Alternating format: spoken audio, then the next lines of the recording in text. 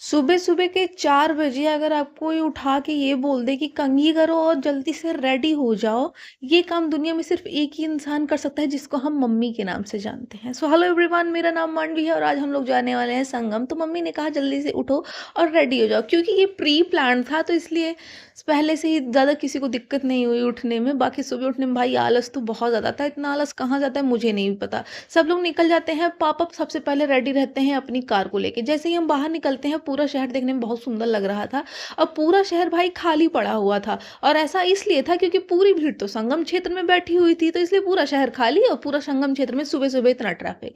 हम लोग पहुंच जाते हैं अपने गुरु जी का जहाँ पे टेंट लगा हुआ है। अंदर जाके देखा तो वहां पे अभी तो सब लोग पूजा ही कर रहे थे। तो हमने भी कहा जब तक पूजा चल रही है तब तक हम गंगा जी नहा के आ जाते हैं और उसके बाद देखते हैं क्या होता है। और वॉकिंग डिस्टेंस पे गंगा जी थी तो हम सब पैदल ही निकल लेते हैं। यहाँ पहुँचने के बाद भाई ठंडी-ठंडी हवा चल रही थी और पानी इतना ठंडा था कि क्या ही बताएँ, हालत खराब हो रही थी। और एक बार पानी में चले जाने के बाद ठंडी कहाँ है वो तो पता ही नहीं चल रहा था। और हम लोगों ने पूरे 45 मिनट तक पानी में रहा जब तक मम्मी ने हमको ये नहीं कह दिया कि इसको पानी के उस पार फेंक दो। जैसे हम नहा-वहा के वापस आते हैं तो देखते हैं यहाँ पे बहुत ज़ोरों-शोरों से तैयारी चल रही थी और हमको ये पता चला कि यहाँ पे महामंडलेश्वर हमारे गुरु जी के गेस्ट आए हुए हैं। तो हमारे छोटे महाराज जी सबका स्वागत सत्कार बहुत ही विधिवत करते हैं, क्योंकि हमारी तरफ प्रणाम के क्या नहीं होता। ये रहे हमारे नाना जी। अब सब लोग को नाश्ते पे बुलाया गया था, तो गुरुजी ने सबका बढ़िया स्वागत-सत्कार कराया, नाश्ता-वास्ता कराया और उसके बाद सब लोग बैठ के बातें कर रहे थे। ये सब होने के बाद हमारे गुरुजी फ्री होते हैं और हम सबसे मिलते हैं और हम सबको पकौड़ी मिलती है नाश्ते के लिए। क्योंकि हम लोगों को ठंडी लग रही थी तो गुरुजी ने एक शॉल दिया और मेरी नानी ने कहा कि ये शॉल तुम्हें गुरुजी ने दिया है, तो इसे सँभाल के रखना, ज़्यादा इधर-उधर मत कर देना।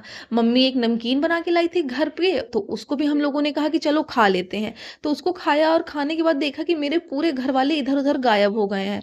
अब मुझे ही बस छोड़ के पता नहीं कहाँ चले गए, तो मेरे नाना ने कहा कि ये बेर रखी है खा लो। तो इतनी बड़ी बेर तो मैंने तो पहली बार देखी थी। उसके बाद दोपहर में भी कुछ लोगों को आना था तो हम सब लोगों ने कहा कि सब लोग मिलके यहाँ की व्यवस्था कर लेते हैं। तो सब लोग मिलके जो काम था अपने अकॉर्डिंगली सबने काम-वाम किया। पूरी व्यवस्थाएँ हो गई और टाइम लग रहा था तो हमने नाना को ट्राइपॉड चलाने का सिस्टम समझाया और हम लोग निकल लेते हैं 54 फुट वाले हनुमान जी से के पास।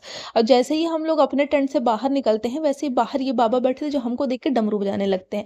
और वॉक भाई कहा था पास है और इतना दूर ले जाके हम लोग को 54 फुट वाले हनुमान जी दिखाए और हालत खराब हो गई। बट हनुमान जी को देखते ही सारी हालत ठीक हो गई, क्योंकि मंदिर आने के बाद तो भाई अलग ही वाइब रहती है। और यहाँ पे इतने सारे शिवलिंग रखे हैं क्योंकि इसको शिव कचहरी के नाम से भी जानते हैं। बहुत ही बढ़िया वाइब आ रही थी। अब यहाँ हनुमान जी के पास आते हैं। अब यहाँ हनुमान जी के पास आने के लिए सीढ़ियाँ भी बनी हुई हैं ताकि आप पास से उनको देख सको, क्योंकि 54 फीट के ये हनुमान जी हैं। ये पूरा मंदिर जो है ये पूरे घर की तरह ही बना हुआ है। लाइक जैसे सारे मंदिर्स होते हैं वैसे नहीं बना है, घर की तरह बना है। अब यहाँ पे तो हम लोग हो लिए और यहाँ मंदिर से मुझे कभी जाने का मन ही नहीं करता है। मेरा मन करता है संन्यास-वन्यास ले लूँ और यहीं हनुमान मंदिर में ही रह जाऊँ, पता नहीं क्यों? लेकिन वापस जा रहे थे तो भाई इतनी ज़्यादा धूप थी कि ठंडी, गर्मी और सब इसी में लग रहा था। तो बट कोई बात नहीं, हम रास्ते में ही थे तो वहाँ पे हमने देखा कि यहाँ पे इडली डोसा का भंडारा चल रहा था जहाँ पे बहुत सारे लोग थे। और जब हम लोग वापस पहुँचते हैं अपने टेंट पे तब जाके सारे महामंडलेश्वरों का आगमन होता है। अच्छा हुआ हम टाइम से गए और टाइम से आ गए। तो सबका स्वागत सत्कार किया जाता है और सारी व्यवस्थाएँ पहले से कर रखी थी तो ज़्यादा कोई दिक्कत की बात नहीं थी। और कुछ महामंडलेश्वर रास्ते में थे तो सबका इंतज़ार किया था और सबके आते ही सबका स्वागत सत्कार पूजन किया जाता है। और इतने सारे महामंडलेश्वरों को एक साथ देखना एक सौभाग्य की ही बात है। और आज के दिन हम लोग यहाँ पे आ गए तो ये भी काम पूरा हो गया। तो सब लोगों को भाई दोपहर के खाने के टाइम पे बुलाया गया था, क्योंकि गुरु जी को सबको एक पकौड़ी खिलानी थी जो मुरैना में बहुत फेमस है और यहाँ पे सबको पकौड़ी बहुत पसंद आई थी। और जाते टाइम इन सभी महामंडलेश्वरों ने एक गीता की बुक गिफ्ट की और सबके जाने के बाद यहाँ की साफ सफाई भी हम ही लोगों को करनी थी। तो हम लोगों ने सारी चीजें यहाँ पे समेटना शुरू किया। जिसमें महामंडलेश्वर ने खाना खाया था वो बर्तन भी धुल के रखे। और भाई साहब सच में बहुत ही अच्छा दिन था। 2025 का तो ये मेरा सबसे बेस्ट डे था सच्ची बताऊं तो।